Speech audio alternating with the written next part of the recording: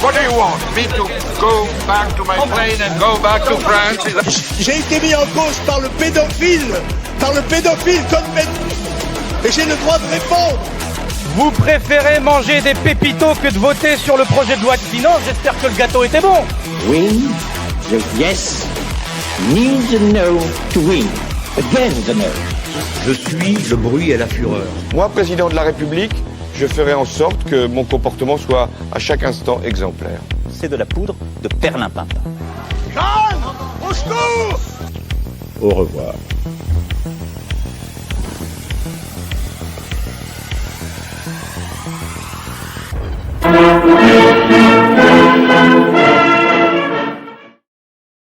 Allez, 60e épisode de Divergence politique aujourd'hui, eh bien avec un autre qui a été mis en cause, Xavier Moreau et Fabrice Orlin. Bonjour messieurs, comme on dit, Xavier, voilà, un petit peu prisonnier des événements cette semaine. Tu as fait l'actualité partout, on va même t'afficher à l'écran dans Libération, je crois que c'était quelque chose que tu n'avais jamais envisagé dans ta carrière, de faire la une de Libération. Qu'est-ce que ça fait ? En fait, j'ai trouvé un nouvel attaché de presse particulièrement performant qui s'appelle Jean-Noël Barrot. Et c'est vrai que grâce à lui, tout d'un coup, j'ai pris une envergure que je n'avais pas avant, et notamment dans la presse écrite. Et donc, je lui en remercie. Ça va pas m'empêcher de le poursuivre pour diffamation, mais j'apprécie le travail qu'il a fourni. Et je sais pas si on se rend compte, c'est un peu comme si, vous voyez, Sergueï Lavrov ou Marco Rubio se mettaient à menacer de sanctions un blogueur russe ou américain installé à Paris. Voilà. Donc, je suis content qu'il m'ait désigné comme l'ennemi public numéro 1. Je vais essayer d'être à la hauteur de la menace.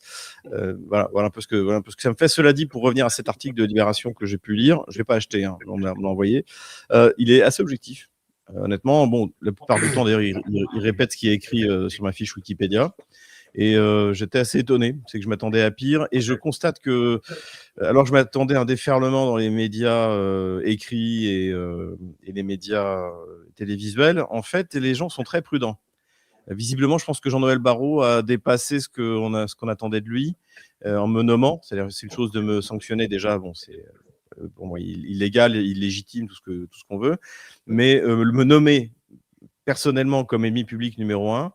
Là, c'est quand même particulier, et notamment, quelqu'un de mes amis a vu l'émission C'est dans l'air, et Thierry Breton, pour lequel pourtant je tire à boulet rouge depuis des années. Thierry Breton était très prudent sur la question. Le colonel Goya a fait un tweet très sibyllin, constatant que Jacques Beau et Xavier Moreau, finalement personne. Je pense qu'il y a une prise de conscience qu'ils sont sans doute que Barrot. Puisque c'est lui qui a demandé que Barrot est allé trop loin. Voilà un peu mon état d'esprit. Non, il y a des chroniqueurs sur ASCI qui se sont bien fait plaisir sur X, anciennement Twitter. Fabrice, est-ce que ça marque cette censure, ces sanctions qui ont été annoncées, est-ce que ça marque vraiment un état de panique total à Bruxelles, à Strasbourg, au sein de l'Union européenne ? Clairement oui. En fait, la question qu'on peut se poser, c'est surtout jusqu'où ils vont aller, et quand est-ce qu'ils vont s'arrêter, et qui mettront-ils sur la liste des sanctions plus tard? Parce qu'en réalité, quand on regarde les raisons pour lesquelles Xavier Moreau a été mis sous sanction, ou même Jacques Beau, oui, qui est colonel, je crois, un ancien colonel, il l'accuse, enfin vous êtes accusé d'avoir repris le discours du Kremlin. Mais en fait, ça veut tout dire et rien dire à la fois. Ça veut tout simplement dire qu'on n'a pas le droit d'avoir une opinion divergente de celle qui est de l'Union européenne, qui est aujourd'hui dirigée par une von der Leyen qui n'a pas été élue, qui a été élue par strictement personne, et qui est dirigée par une hystérique qui s'appelle Kaja Kallas, qui est farouchement anti-russe. Donc en fait, si on n'est pas si on va pas dans leur sillage, si on ne suit pas leur mode de réflexion sur la Russie, alors on s'expose à être mis sous sanction. Et en fait, c'est pour ça que, Alexis, je te conseillerais fortement de changer le nom de ta chaîne. Divergence politique, je crois que non, tu t'exposes à quelque chose quand même, à mon avis, de grave. Donc maintenant, il va falloir que tu trouves un nom plus approprié pour la nouvelle année, parce Ouais. que là, on est dans une situation en fait complètement ubuesque. Et le fait d'avoir mis deux citoyens, donc européens, Xavier qui est français, Jacques Beau qui est suisse sous les sanctions, pour des raisons aussi fallacieuses et surtout, il y a aucun cadre juridique, il n'y a aucun cadre légal, on ne sait pas vraiment pour quelle raison, c'est juste parce que en fait, leur mode de pensée ne correspond pas à celui de la Commission européenne. Voilà, c'est très grave ce qui se passe, c'est pourquoi, bien évidemment, tout notre soutien à nos amis, à nos camarades. Et moi, je pense que en premier lieu, ça traduit la panique dans laquelle se trouve aujourd'hui la Commission européenne, les dirigeants de la Commission européenne et de l'Union européenne. Ils sentent qu'ils sont en train de perdre pied. Ils sentent qu'ils sont en train de perdre tout leur acquis depuis des décennies, et c'est pourquoi ils sont en train de se rigidifier et de devenir de plus en plus violents à l'égard de ceux qui pourtant ne pratiquent pas la violence, puisque Xavier Moreau comme Jacques Beau sont juste des analystes qui font part de de leur analyse justement, et rien d'autre. Mmh. Avec toi, je pense, ceci étant, et tu l'as dit avec justesse, que c'est un point important, les digues ont été rompues aujourd'hui après ce qui s'est passé. Eh ben, on peut aller n'importe où, on n'a plus besoin de justifier quoi que ce soit, on est dans un état de censure total. Voilà, donc c'est assez inquiétant. Alors, tu en parlais avec justesse, c'est la panique à Bruxelles, c'est la panique à Bruxelles. Eh ben, on va en parler avec ce tweet justement qui a été édité par Friedrich Merz, c'était il y a 2 jours, et qui dit nous souhaitons utiliser en fait les assets russes, c'est-à-dire les avoirs gelés russes, pour financer l'armée ukrainienne. Donc, pendant très longtemps, messieurs, on nous avait parlé de les avoirs russes pour la reconstruction d'Ukraine, pour financer le gouvernement ukrainien, les administrations, les fonctionnaires, etc. Non, ça c'est fini. Maintenant, on nous dit noir sur blanc, c'est pour payer de l'armement militaire à l'Ukraine. Xavier Moreau, est-ce que les masques tombent? Le problème, c'est que finalement, ils n'ont pas pu le faire. C'est tombé vendredi matin, c'est-à-dire que, alors que Ursula von der Leyen avait dit qu'elle ne lâcherait pas les participants au sommet tant qu'ils n'auraient pas trouvé une solution pour financer l'armée ukrainienne. Finalement, la solution qu'ils ont trouvée, c'est de demander à chaque État de le faire. Donc, c'est-à-dire qu'il y a des pays qui ne le feront pas. Donc, la Tchéquie, qu'il a annoncé avec le nouveau Premier ministre Babiš. Orban, bien sûr que non. Fico, bien sûr que non. Et je pense que d'ailleurs la Pologne non plus ne le fera pas. Donc la France le ferait bien, mais il n'y a pas d'argent. Et donc il va rester qui? Il va rester essentiellement l'Allemagne qui a les moyens, le Danemark peut-être, Londres peut-être, mais leurs moyens sont limités. Mais ils ont promis 90 milliards à l'Ukraine, mais on ne sait pas où ils vont les trouver. Donc il y a eu beaucoup. Ils sont très velléitaires. Hein, moi j'avais appelé ça la coalition des velléitaires. Et en fait, ils n'ont pas d'argent. Et ça aussi, c'est quand même quelque chose, c'est que la victoire russe va être totale. C'est une victoire militaire, parce qu'il n'y a plus de soldats, il n'y a plus d'armement. C'est une victoire économique. S'ils en sont réduits à essayer de voler l'argent des Russes pour faire une guerre, qu'ils ont eux-mêmes démarré, ça veut dire que l'Union européenne est une zone de pauvreté, y compris des États. Et ça, c'est quelque chose. Et évidemment, c'est ça qui les rend nerveux. C'est-à-dire que cette défaite face à la Russie est dans tous les domaines, humains, politique, économique et bien sûr militaire. Donc là, c'est ça qui leur fait peur. On voit leur décision hystérique, c'est évidemment lié à cet échec. Fabrice, on va revenir ensemble sur cette vignette, effectivement, dont Xavier parle. On l'a appris à l'instant même où on tourne cet épisode. Donc, on est vendredi matin, il est 7h du matin.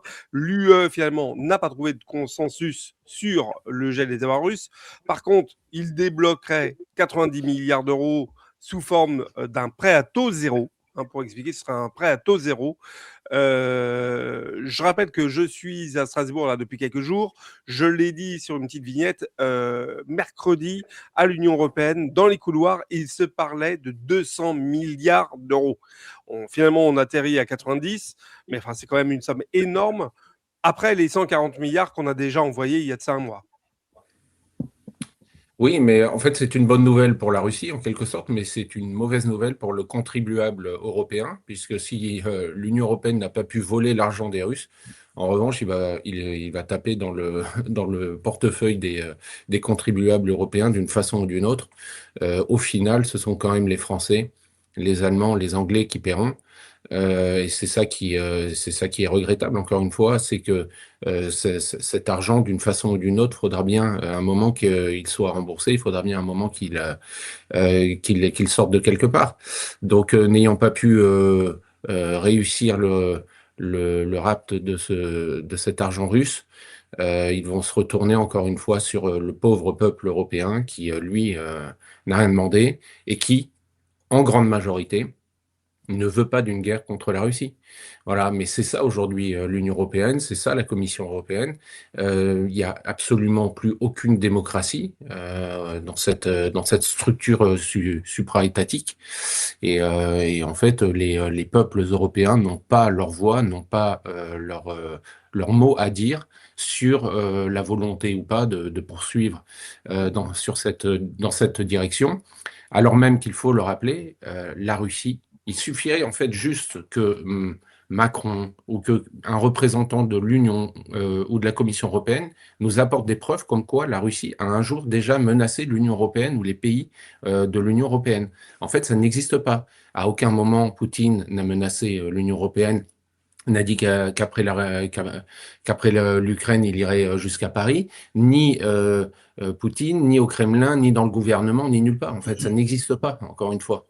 On est vraiment là sur une fabrication imaginaire d'un ennemi qui n'existe pas. Voilà, c'est triste, mais je voudrais rebondir sur ce que dit Fabrice. C'est ce qui est l'utilisation du terme de guerre hybride. C'est-à-dire qu'en fait, comme dans 1984 de George Orwell, ils maintiennent le pays en état de guerre permanent. Et on ne sait pas vraiment contre qui. Ça peut être la Chine, ça peut être la Russie, ça peut être Estasie, Eurasie, tout est possible. Et en fait, en utilisant ce terme, c'est-à-dire que soit il y a la guerre, soit il n'y a pas la guerre. Avec la guerre hybride, en fait, il y a la guerre, mais en fait, vous en rendez pas compte. On est en guerre, mais vous en rendez pas compte. On est en guerre contre le Covid, on est en guerre contre la Russie, et ça permet de mettre les populations sous stress vital, incontestablement. Et quand vous regardez les discours qui étaient tenus par le général Mandon en France, en fait, vous regardez le discours qui est tenu en Angleterre, c'est exactement le même. Le discours sur le fait que les enfants doivent être prêts à mourir, en gros. Et maintenant, c'est là où le discours est le plus radical, je dirais, c'est même en Allemagne. Où finalement on voulait renaître une espèce d'Allemagne assez inquiétante entre Van der Leyen et Merz, où il y a pointe un fanatisme qui est tout à fait inquiétant. Et donc en fait, on assiste à la fin d'une civilisation, ou plutôt d'une anti-civilisation pour ce qui est de l'Union européenne, et ça les rend nerveux parce qu'ils jouent leur pouvoir. Il faut bien se rendre compte que si on revient sur mon process, qu'est-ce qu'il a fait, comment il s'appelle, Jean-Noël Barrot, le régime d'Emmanuel Macron. Ils ne peuvent pas me condamner ni me juger parce que je n'ai rien fait d'illégal. Donc en fait, ils ont créé une structure qui s'appelle l'Union européenne, qui s'appelle le Conseil européen, où les ministres, donc en l'occurrence les ministres des Affaires étrangères, se réunissent et peuvent punir n'importe qui pour délit d'opinion. C'est ça qui s'est passé. Donc pour qu'ils en arrivent à ces extrémités-là, ça veut dire que la situation pour eux est extrêmement mauvaise et qu'ils le savent. Et donc il ne faut pas attendre que ça s'améliore. Ça va aller en empirant au fur et à mesure de l'effondrement économique de la zone. Mais même si je pense sincèrement que Barrot n'est que la voix de son maître, et je pense pas que dans sa tête il y a la moindre idée de prendre une décision par lui-même. Je pense qu'il m'en veut parce que je me suis un petit peu moqué de lui, notamment sur mes vignettes. Voilà, donc je pense qu'il avait une petite dent contre moi et donc il s'est vengé, le vilain. Je pense que ça a dû lui faire plaisir. On va écouter Vladimir Poutine, justement, à propos des fous qui nous gouvernent en Europe. начали там боевые действия. Все полагали, что за короткий период времени Россию они разрушат, развалят. А европейские подсвинки тут же включились в эту работу прежней американской администрации в надежде поживиться на развале нашей страны. Вернуть себе что-то, что было утрачено в прежние исторические периоды, et попытаться взять реванш. Alors, Fabrice, la question est toute simple. On le voit, moi, c'est la première fois que j'entends Vladimir Poutine aussi agressif dans les termes vis-à-vis des dirigeants européens. Bon, j'ai les petits porcs ou les petits cochons européens. Il est violent, on le sent énervé. Pour la première fois, on le sent peut-être énervé. Est-ce qu'il y a une tension qui monte aussi du côté russe, de l'agacement qui monte côté russe? C'est-à-dire que les Russes sont honnêtes dans leur volonté d'établir un accord de paix avec l'Ukraine grâce aux efforts de Trump. Alors, vous le savez, moi je ne suis pas un grand fan de Trump, mais sur le dossier ukrainien, je pense que Trump est sincère et qu'il a vraiment envie d'en finir avec cette guerre. Et les Russes, en fait, aimeraient que cette guerre se termine aussi, malgré le fait que sur le front, ils ont l'avantage stratégique partout sur la ligne, malgré tout ce qu'on a déjà dit et répété sur cette chaîne. Mais pour eux, le plus tôt cette guerre se termine, le mieux c'est, de toute façon, sachant que, quoi qu'il arrive, tout le monde s'accorde aujourd'hui à dire que la Russie a gagné. Donc c'est qu'une question de temps, donc autant la terminer maintenant plutôt que dans 6 mois avec le même résultat, mais des morts en plus de chaque côté. Et ce qui se passe, c'est que les Russes voient bien aujourd'hui que ceux qui sont à la manœuvre pour saboter ces accords de paix, ce sont les Européens. Encore une fois, exactement ce qui s'était passé en février-mars 2022, alors qu'il y avait eu un accord de paix qui était sur le point d'être signé, ce sont les Européens, par la voix des Anglais, qui fait que finalement ça s'est pas signé et que 3 ans plus tard, on est encore dans cette guerre avec 1 million de morts, quasiment 1 million de morts côté ukrainien, pour rien. Et donc voilà, effectivement, les Russes aujourd'hui, ce qui énerve les Russes, c'est de se dire là, on est sur le point de trouver des accords, mais les Européens sont une fois de plus à la manœuvre pour tout saboter et pour tout faire pour continuer, prolonger cette guerre. Mais on l'a déjà dit, la caste oligarchique à la tête de l'Union européenne, qui aujourd'hui dirige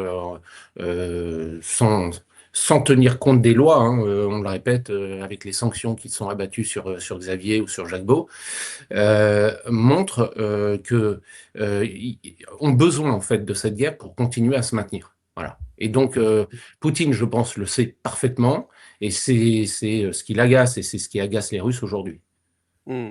Xavier, effectivement, ce que dit Fabrice, peut-être aussi être perçu comme un changement de ton. On a vu tous ces formats. Alors, on a eu les formats Miami, on a eu le format, les allers-retours à Washington, les allers-retours à Londres, à Paris, à Berlin dernièrement. Enfin, rien ne bouge parce que finalement, on a des lignes rouges de chaque parti qui ne sont pas prêtes à être franchies, notamment par le camp de ceux qui sont quand même en train de perdre actuellement, donc, mais qui voudraient quand même que le gagnant donne tout. Bon, ça serait merveilleux. Oui, il y a une ligne qui bouge, c'est la ligne de front aussi. C'est ça le problème.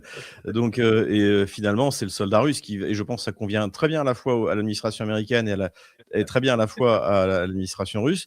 C'est qu'il paraît clair maintenant que la Russie prendra plus de territoire que ce qu'elle demande initialement jusqu'à aujourd'hui. Hein, la Crimée, la reconnaissance de la réunification de la Crimée plus des 4 territoires.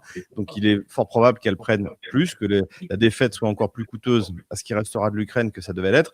Et Trump pourra dire je vous l'avais bien dit. Et ça, je pense que c'est important. Cela dit, moi, ce que je pense, c'est que la question que tout le monde se pose, c'est jusqu'à quel point Trump va utiliser le casier judiciaire de Zelensky et sa bande. C'est ça la véritable question. Parce qu'en fait, il a les moyens. Il sait où est l'argent, il sait qui l'a volé. Et ça, en fait, c'est la seule inconnue qu'on a. Jusqu'où est-il prêt à aller ? Il a compris qu'il n'a aucun moyen de pression vis-à-vis de la Russie. Ils veulent remettre des sanctions, mais je pense que c'est plus des sanctions comme celles qu'on a eues vis-à-vis de Lukoil, c'est-à-dire c'est pour aider les actifs de Lukoil, tout simplement, pour que ce soit racheté par des boîtes américaines. Donc c'est pas, en fait, il sait très bien que ça ne fera pas plier la Russie, puisque ces boîtes américaines qui veulent racheter les actifs de Lukoil, ils demandent précisément avant de les racheter, est-ce qu'à ce moment-là, on pourra lever les sanctions, qu'on puisse avoir le pétrole russe qui alimente ces raffineries, par exemple. Donc là-dessus, je suis assez serein.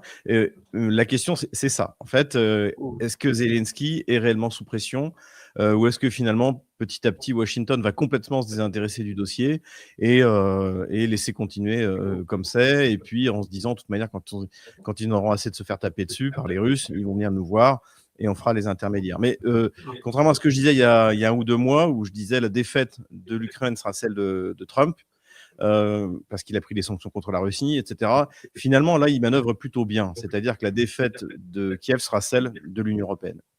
Et voilà. Exactement, Fabrice, parce qu'on voit quand même que côté américain, alors bon, après, Trump est quelqu'un qui est fluctuant. On va pas garantir que ses propos actuels seront ceux qui seront maintenus demain. Mais en tout état de cause, on voit notamment sur les derniers jours que les États-Unis basculent sur totalement autre chose. On voit un Trump sur le côté ukrainien, sur la question ukrainienne, qui se désengage de la question, très clairement. Il devait avoir une prise de parole qui était très attendue cette semaine. Finalement, il n'a parlé que de national et d'économie intérieure américaine. Il s'est totalement désengagé des sujets liés justement à l'international.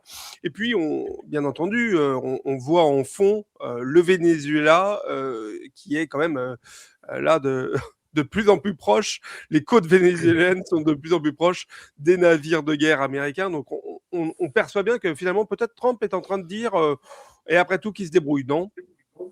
C'est possible, mais je pense qu'aujourd'hui, c'est un peu trop tôt pour répondre à cette question. À mon avis, il va falloir attendre parce que d'abord, tu l'as rappelé, Trump est quelqu'un d'assez versatile et je pense que son état profond, quand même, malgré tout, joue encore un rôle important et que la vérité d'aujourd'hui pourrait ne pas l'être demain. Donc, on a l'impression, en tout cas, au moment où on parle qu'il y a un désengagement, un désintérêt de la part des Américains sur le dossier ukrainien, mais rien ne dit que dans 15 jours ou 3 semaines, il ne va pas revenir à la charge, soit contre Zelensky, en lui mettant la pression, comme Xavier l'a dit, sur les comptes offshore qui sont remplis de milliards de dollars américains ou d'euros européens. Mais je n'exclus pas non plus qu'à un moment ou à un autre, si jamais il n'arrive pas à mettre la pression du côté de Zelensky, qu'il le fasse côté russe. C'est tout à fait possible. Je pense que de toute façon, et ça je l'ai déjà dit, je pense que les Américains ne veulent surtout pas que les Russes aillent jusqu'à Odessa. Ça donnerait un avantage stratégique trop important à la Russie. Alors certes, les Américains aujourd'hui se désengagent du conflit, mais je pense qu'il y a des limites qu'ils n'accepteront pas et je ne pense pas, et je pense que la limite, en tout cas pour l'administration américaine, c'est Odessa. Ça donnerait trop, comme je viens de le dire, de pouvoir à la Russie, une sorte de pression que la Russie pourrait mettre sur toute l'Europe centrale en tenant dans ses mains ce poumon économique et le port en eau profonde d'Odessa, par lequel transitent beaucoup de marchandises qui remontent jusqu'en Pologne, etc. Mais donc ça va être intéressant. Mais encore une fois, Alexis, je ne pense pas là qu'on puisse donner une version définitive des choses. Tout fluctue très rapidement en ce moment. Les choses s'accélèrent, le temps s'accélère, l'histoire s'accélère.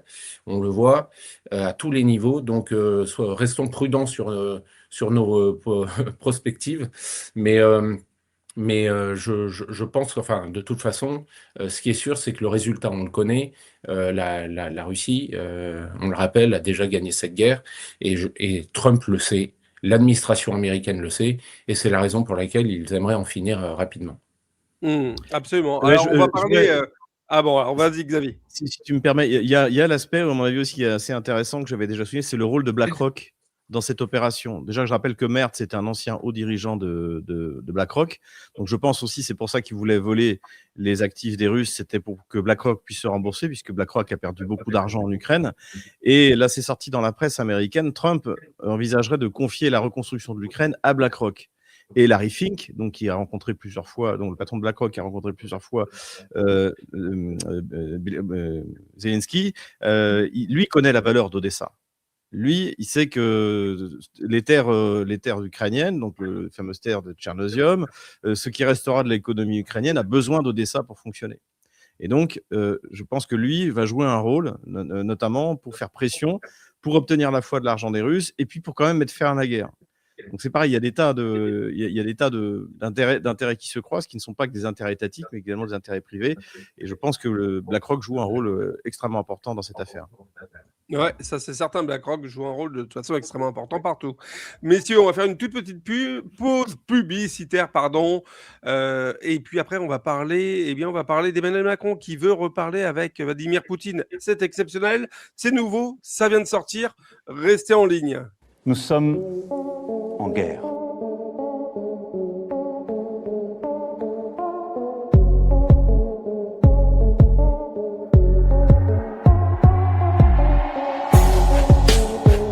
Il faut aller chercher l'argent là où il se trouve. Il y a un autre endroit où il se trouve, mes chers collègues, c'est dans l'épargne des Français.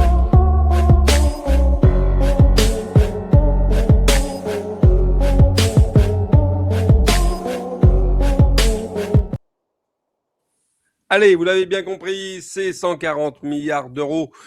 C'est désormais nouveau 90 milliards d'euros. Et puis tous ceux qui vont suivre derrière, rassurez-vous, le jeu n'est pas fini. Eh bien, ce sont votre argent qu'on viendra prendre. Donc, si vous voulez protéger votre épargne, si vous voulez sécuriser votre épargne, venez investir en Russie. Vous le voyez avec Divergence Service. On a toute une gamme de services pour vous accueillir, pour vous accompagner dans vos projets, éventuellement même si vous souhaitez vous expatrier en Russie. Bon, voilà, il y a plein de choses à faire. N'hésitez pas à nous contacter. Vous regardez en description de cette vidéo le petit lien qui est mis pour pouvoir avoir accès à nos contacts, nos coordonnées. Puis on se fera un plaisir de vous accompagner dans vos projets.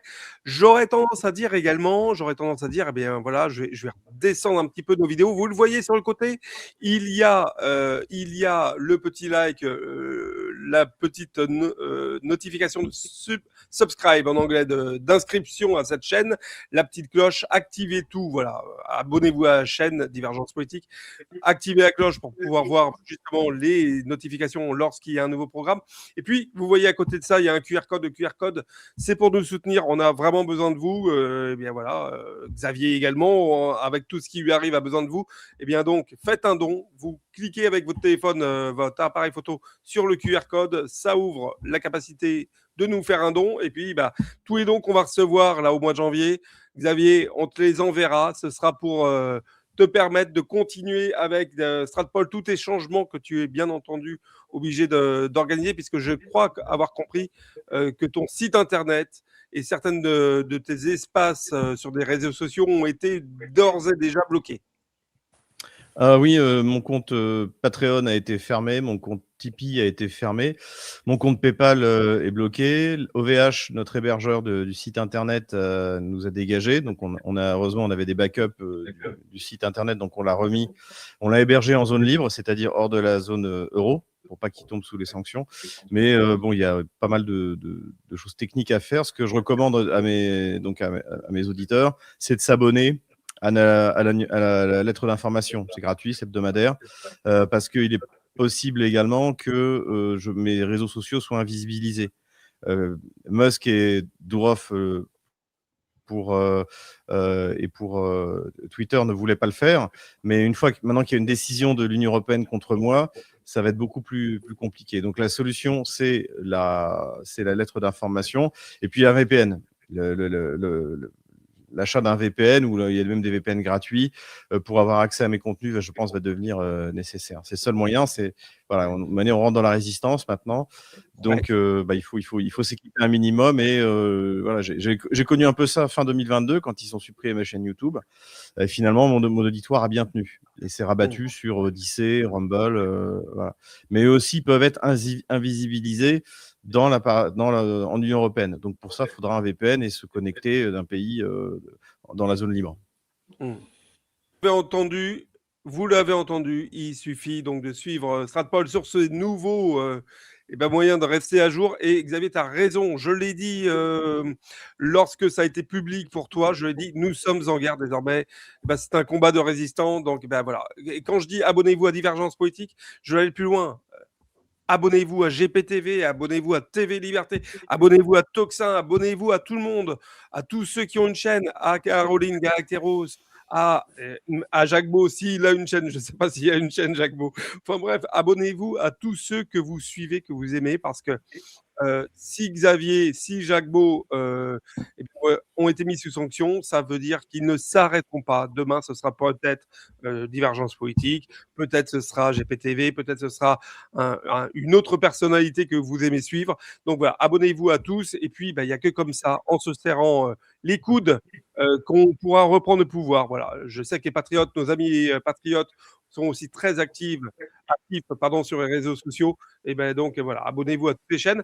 Alors, les patriotes, ça me fait un peu une transition toute faite. On va parler, je vais vous lancer sur des rushs vidéo et audio politiques et je vais afficher à l'écran là maintenant la meilleure de toutes, messieurs, Emmanuel Macron qui dit il faut finalement trouver une solution pour reparler avec Vladimir Poutine parce qu'il constate que certains présidents le font.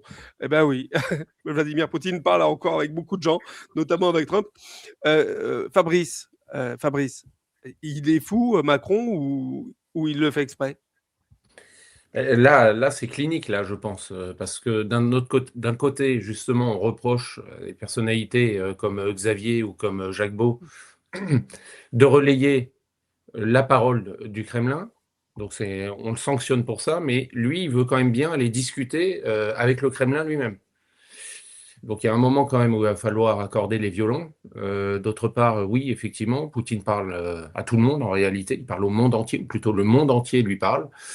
Il n'y a que les dirigeants de l'Union européenne et encore quelques-uns de l'Union européenne, puisque Orban et Fico et d'autres parlent avec Poutine. Donc, il n'y a qu'une petite poignée de carterons de présidents de l'Union européenne qui se sont eux-mêmes interdits de parler à Poutine pendant des années en l'invectivant, en l'insultant et en menant des actions violentes, bien souvent contre son armée, contre l'armée russe, puisque ce sont les mêmes qui ont armé, qui ont équipé et qui ont formé l'armée ukrainienne. Donc là, on a du mal un petit peu à voir ce qui se passe et ce qui peut se passer dans la tête de Macron aujourd'hui.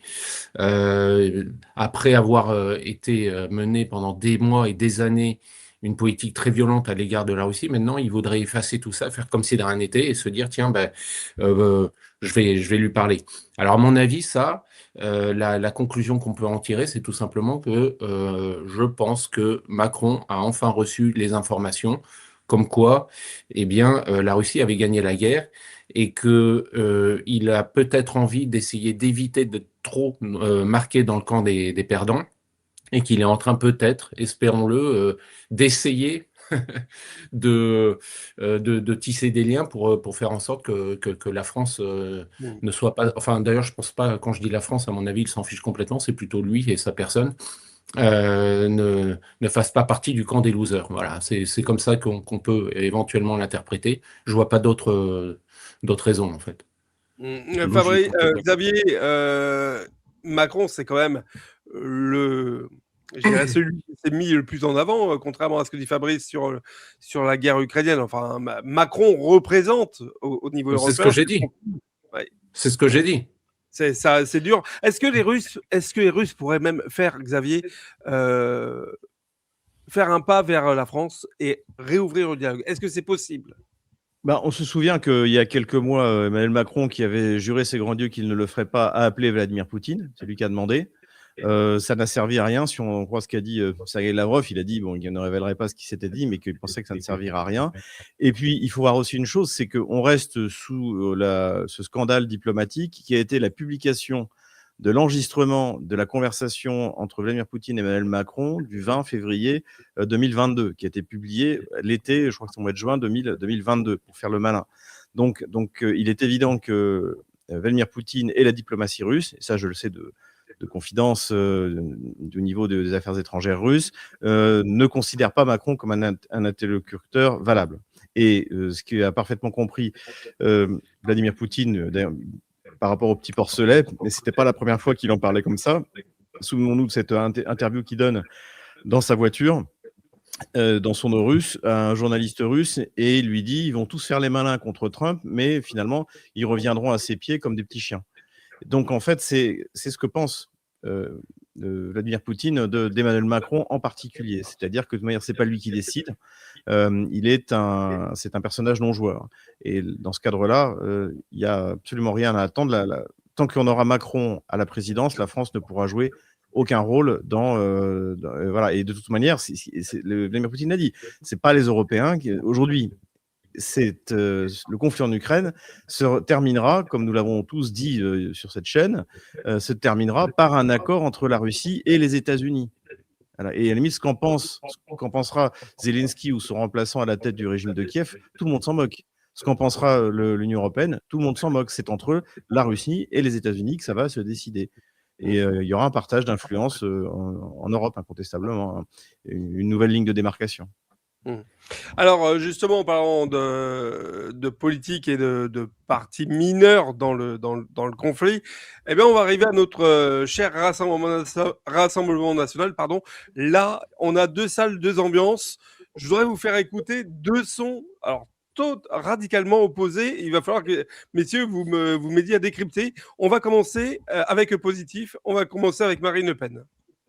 Que j'ai, non. Je n'ai pas le sentiment que l'Union européenne pousse à la réalisation du plan de paix des Américains, bien au contraire. J'ai le sentiment que Mme von der Leyen, avec le soutien, voire même la complicité d'Emmanuel Macron, fait tout précisément pour que cette paix n'arrive pas. Et ceci est également une inquiétude, parce que en réalité, le sentiment profond que j'ai, c'est que l'Union européenne se sert systématiquement des crises pour pouvoir avancer ses pions et pour pouvoir s'attribuer des pouvoirs, des compétences que les traités ne lui ont pas attribuées. Ça a été vrai avec la crise migratoire, où elle s'est attribuée la compétence en matière d'immigration. Ça a été vrai avec le Covid, où elle s'est attribuée la compétence de santé. Et c'est vrai aujourd'hui avec la guerre en Ukraine, qui lui permet de s'attribuer des compétences en matière de défense, ce qui relève dans les traités exclusivement en réalité des nations. Je suis pas loin. Allez, messieurs, donc ça, c'était l'audio de Marine Le Pen. Eh ben, on va passer maintenant à l'audio de Jordan Bardella. Hein. Si demain, les Russes pénètrent en Estonie, est-ce que la France entre en guerre pour les assister? Ce que je peux vous dire, c'est que nous avons, à l'égard des pays baltes, aujourd'hui, nous assurons la sécurité aérienne de ces pays-là. Et si demain, je suis à la tête du gouvernement, eh bien, la France continuera d'honorer ses partenariats. Tirer sur la Russie si les Russes entrent en Estonie? La Russie est une puissance nucléaire, monsieur Rochebin, donc je serai extrêmement vigilant avec les mots que j'utilise. La Russie est, et je le crois aujourd'hui, une menace multidimensionnelle pour les nations européennes, mais c'est une puissance nucléaire. Et je pense que l'urgence aux portes de l'Europe, c'est de négocier la paix et d'offrir à l'Ukraine des garanties de sécurité. Eh ben voilà, alors 2 salles, 2 ambiances. Comment on doit... Fabrice, comment on doit interpréter cette, alors là pour le coup, cette vraie divergence au sein du Rassemblement national? Alors d'abord, si Marine nous regarde, méfiez-vous, Madame Le Pen, vous risquez d'être sous sanction pour les mots que vous venez d'employer quand même. Il y a là ce qu'elle a dit tout à l'heure, c'est clairement...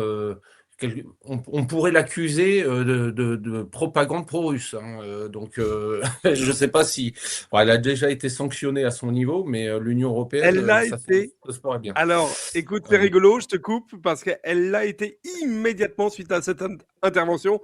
Ça va te faire rire et ça va pas t'étonner, par le général ou colonel, ou je ne sais pas ce qu'il est, Richoux, de LCI, qui a tweeté qu'elle reprenait l'argumentaire verbal du Kremlin. Donc ça n'a pas traîné. Bon, voilà. Donc la prochaine étape, c'est les sanctions. Voilà. Dommage pour Marine. Non, mais Marine a clairement, on l'aime pas, peu importe. Mais ce qui compte, en tout cas, c'est ce qui est sûr, c'est qu'elle a quand même plus d'expérience, plus de coffre, et elle connaît quand même beaucoup mieux les dossiers internationaux que le petit Bardella qui n'y comprend strictement rien. En fait, Bardella, pour le coup, alors si Marine reprend les thèses du Kremlin, Bardella, lui, c'est le bon élève, le premier de la classe de la Commission européenne qui recrache en fait les acquis sans même comprendre ce qu'il dit, ça se voit. La menace multidimensionnelle. Est-ce qu'il peut nous expliquer ce que ça veut dire? La Russie est une menace multidimensionnelle. Merci de nous expliquer ce qu'il entend par là. En fait, il apprend bien son catéchisme, mais il le recrache stupidement. Marine, je vois quand même que là, dans ses propos, même si elle n'a pas toujours eu ou tenu ce qu'elle aurait dû faire au moment du conflit et du début de l'opération spéciale, je note là quand même que ses propos sont tout à fait mesurés et qu'elle a parfaitement raison. Et alors, effectivement, je pense qu'il va y avoir des tensions de plus en plus importantes. En tout cas, là, sur ce dossier-là, on voit bien qu'il y a une grosse différence entre ce que dit Marine, ce que dit Jordan. On va voir un petit peu dans les mois, les semaines et les mois à venir ce qui va se passer au sein du Front National. Mais est-ce que cette différence sur ce dossier, qui est un dossier brûlant, un dossier d'actualité, un dossier d'une extrême importance, est-ce que ça ne va pas créer des tensions entre deux camps à l'intérieur du Front National? L'avenir nous le dira. Xavier, on a l'impression dans cette vidéo de Bardella que quand même, il est en campagne présidentielle, c'est officiel, c'est lancé. Il essaye de se créer une stature présidentielle. Il le dit d'ailleurs au début de l'interview, il dit si je suis élu président, voilà. Il y a de la friture sur la ligne quand même au Rassemblement national, non?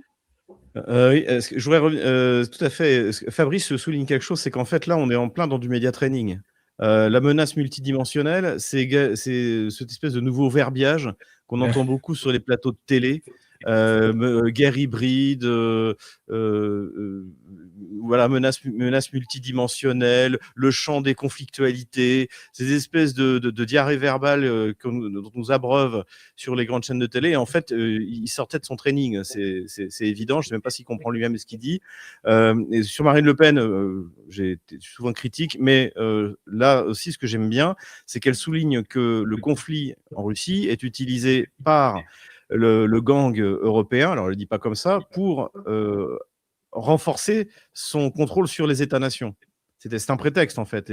Et surtout, je reviens, je ne veux pas faire de recentrer sur moi, mais en fait, encore une fois, ce qui s'est passé dans la manière dont ils prennent les sanctions contre Jacques Beau, contre moi, etc., c'est ça, c'est-à-dire que ce qu'ils ne peuvent plus faire au niveau de l'État-nation, cette espèce de classe dirigeante européiste, young leader, etc., ils le font par le truchement de l'Union européenne, qui est une espèce d'hyper-pouvoir qui, contrairement, je dirais, au régime français, au système français, la République française peut punir sans tribunal, sans rien, les gens qui s'opposent, qui sont dans la résistance. Donc là-dessus, elle marque un point. Et c'est tout à son honneur de reprendre ça. Et elle est beaucoup plus réaliste que Jordan Bardella, qui au lieu d'appeler immédiatement, bien sûr, à la cessation des hostilités, à ce que la France redevienne la puissance d'équilibre, donc c'est-à-dire se désengage d'un ou l'autre des partis. Je dis pas que la France doit prendre le parti de la Russie. Je dis que la France doit être une puissance d'équilibre, proposer une rencontre à Versailles. Mais pour ça, il faut être neutre. Et neutre, ça veut dire on arrête de financer l'Ukraine, on arrête de livrer des armes et on arrête cette diplomatie de l'ultimatum qui est le propre de Jean-Noël Barrot. Nous exigeons que, nous voulons que, nous avons décidé que. Non, on se calme et on essaie, surtout qu'aujourd'hui, c'est plutôt une diplomatie à la Talleyrand du Congrès qu'il faudrait avoir, puisqu'on a perdu. Donc, il faudra être intelligent. Par contre, on a perdu. Les sanctions frappent, on a perdu, Xavier. Fabrice, est-ce que tu veux dire un dernier petit mot sur le RN, sur cette dualité au sein du parti? Moi, j'ai dit ce que j'avais à dire là-dessus. Maintenant, on va voir un petit peu dans les mois à venir si la condamnation de Marine Le Pen sera maintenue ou pas. Est-ce qu'elle pourra se présenter ou pas aux prochaines élections présidentielles? C'est ça qui est important pour moi. À titre personnel, je préfère largement que Marine Le Pen puisse se présenter que Jordan Bardella qui, comme l'a souligné Xavier, et comme on l'a déjà dit sur cette chaîne plusieurs fois, je veux dire, c'est une catastrophe. il n'y connaît rien. Par contre, voilà, comme je l'ai dit, c'est le gars qui apprend des fiches par cœur, qui apprend des mots par cœur, qui sait les recracher, mais qui comprend rien à ce qu'il fait. Il a pas le niveau et ça serait une catastrophe pour la France qu'un gamin, voilà, incompétent comme lui, prenne le pouvoir. Et Bon, d'ailleurs, ça, parce c'est que dit. en même temps, non, mais parce que en même temps là, qu'il nous a fait cette diarrhée verbale sur la Russie. Il s'est fait attaquer, je ne sais plus, par un maire du sud de la France, je ne sais plus comment il s'appelle, comme quoi il est trop, il serait trop conservateur, etc. Il s'en défend en disant non.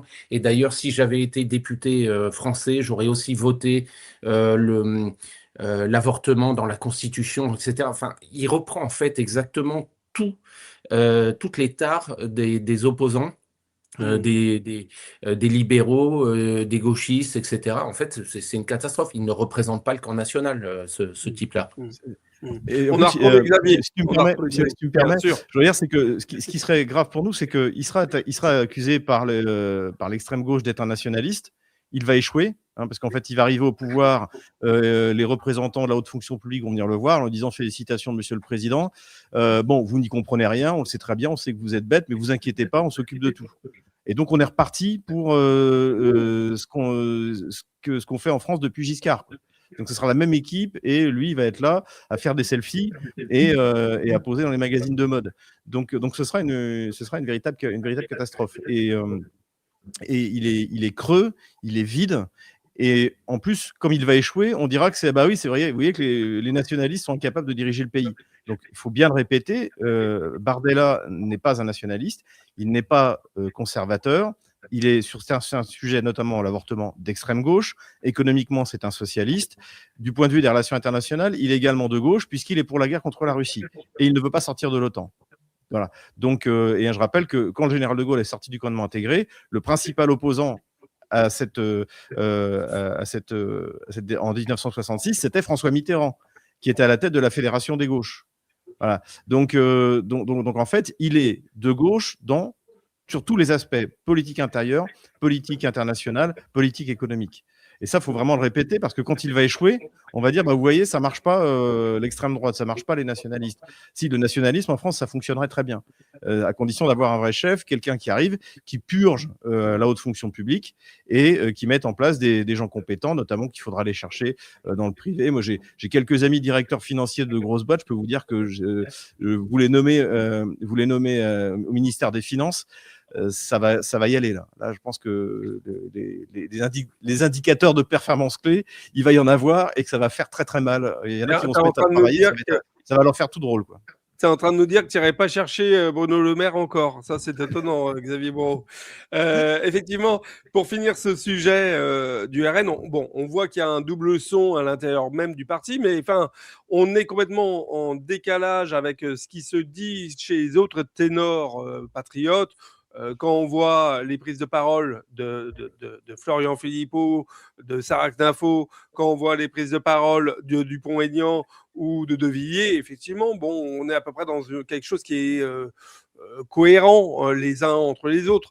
Là, on est vraiment, enfin, c'est incompréhensible. Mais tu as dit, Xavier, je pense qu'on va droit à la défaite. Et puis après, tout en mieux. Il faudra tout reprendre en 2027. Messieurs, on a passé un bon moment.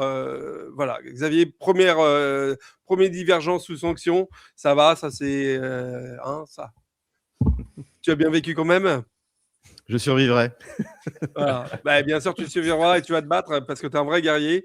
Je rappelle à tout le monde, si vous souhaitez effectivement soutenir Xavier Moreau, Stratpol, abonnez-vous à tous les canaux, celui de Fabrice Orlin également, celui de tous nos amis des différentes chaînes TV. Je les ai cités tout à l'heure, je vais les reciter maintenant, que ce soit GPTV, TV Liberté, que ce soit Toxin, que ce soit la chaîne de Caroline Galacteros, que ce soit la chaîne... je n'oublie pas, bien entendu, de Charles Gave, enfin voilà, toutes ces chaînes, abonnez-vous, celle de Sylvain Ferreira, bien entendu, sur les questions ukrainiennes.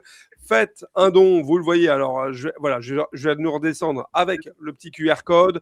Et puis, je vous l'ai dit, les dons qui seront faits en janvier via ce QR code, enfin, tous les dons qui seront faits à la chaîne, on les renverra de Divergence, on les renverra avec plaisir à nos amis de Stratpol. Il y a une vraie équipe derrière qui est en train de bosser comme des petits fous pour pouvoir vous remettre un site Stratpol avec une structure qui soit pertinente pour vous, que vous puissiez continuer à regarder sur l'intégralité des médias. On va croiser les doigts. Et puis voilà, messieurs, on fait trêve de Noël. Hein, c'est le temps d'être en famille. Avec les enfants, avec les grands-parents, avec tout le monde. Donc, un petite trêve aussi pour Divergence. On se retrouvera donc en janvier, sauf s'il y a une bombe nucléaire qui explose la veille de Noël, où là, on fera qu'on reprenne l'antenne quand même, mais à moins que on va faire une petite pause jusqu'à début janvier. Et puis, moi, je vous souhaite, en tout cas, je vous remercie pour toutes ces émissions. Et puis, je vous souhaite de bonnes fêtes avec vos familles, à toutes et à tous. Merci Alexis. Au revoir.